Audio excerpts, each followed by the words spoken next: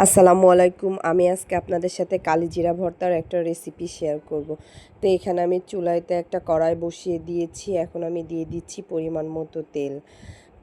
তেলটা গরম হয়ে গেলে এখানে আমি 3 থেকে 4টা পেঁয়াজ কুচি দিয়ে দিচ্ছি।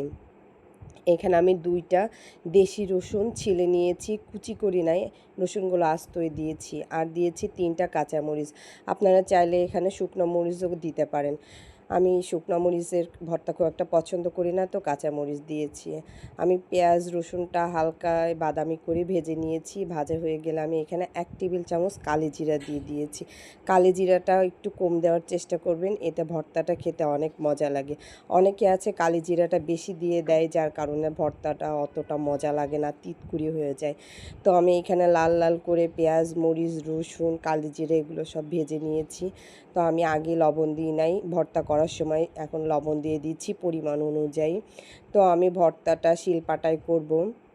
শিলপাটায় ভর্তা করলে ভর্তাটা খেতে অনেক মজা হয়।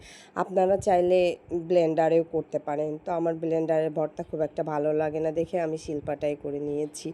তো এই তো আমার ভর্তাটা হয়ে গিয়েছে। এই ভর্তাটা অনেক উপকারী আর খেতেও অসম্ভব মজা। তো আমার এই ভর্তার রেসিপিটা যদি কারো ভালো লাগে বাসায় একবার হলেও অবশ্যই ট্রাই করবেন। সবাই ভালো থেকেন। আল্লাহ হাফিজ।